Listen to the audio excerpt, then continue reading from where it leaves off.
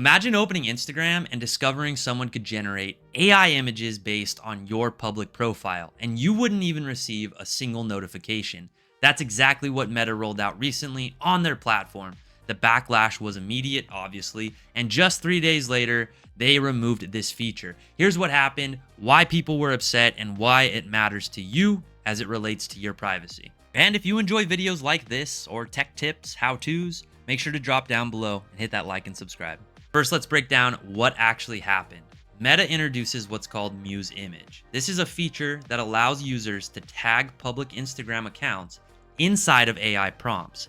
That means that the AI could use the images or whatever they're referencing from the public profile to make new images. So basically, you tag your friend or somebody you know or somebody you don't know into your AI prompt. It goes and takes a look at all of their pictures and what they have on their profile and builds images from that. That is a huge concern, but let's talk about why people were actually really mad about this or truly concerned with it, because it wasn't just the fact that it could look at their photos and their profile. It was the fact that this was enabled by default. That's right. So by default, it was enabled for all public accounts, and you had to opt out instead of opting in. And that's a huge issue with a lot of things online. We talk about this a lot. As a user or somebody who these companies target, we should have the option to opt in, not opt out. It should not be by default. You are not notified if someone generated these images of you from your profile. Now, this last point is what many people found the most concerning, right? So if you don't know that it's happening, how are you going to stop it? Or what are they using it for, right? That's kind of scary, kind of sickening. What are they using your images to create new AI images for, right? It could be sexual, it could be harmful, it could be blackmail, it could be all kinds of scary stuff, and you would have no idea that they were doing it. Now, how can you stop this? This is where it gets really funny, right? So how can you stop it? They don't notify you, and you don't know when people are using your images, so why would you ever think to turn it off? But they did. Meta did put a way to turn it off at the time when they launched this feature. You could go to settings originally and go to sharing and reuse and disable or toggle off the ability for people to use your content for these AI prompts.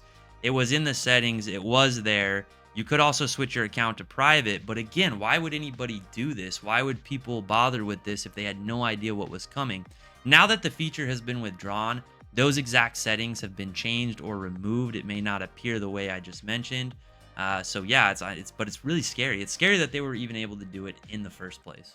Maybe wondering, did Meta have a response to this? Did they say anything after this issue? Well, they did. They had this one statement that they released 3 days later. They said, "We've heard the feedback. This feature missed the mark."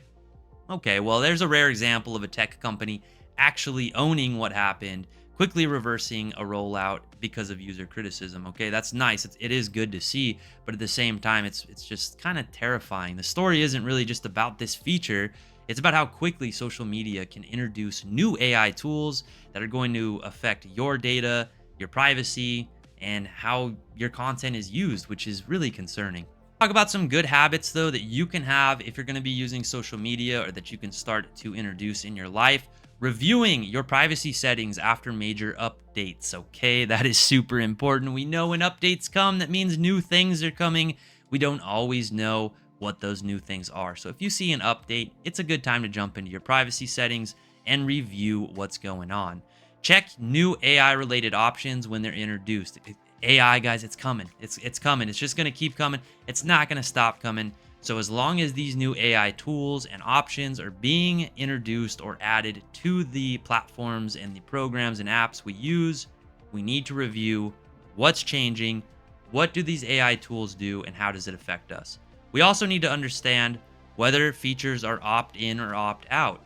Are we automatically by default opted into these things? Or do we need to opt out? Do we need to go find the option to opt out of them?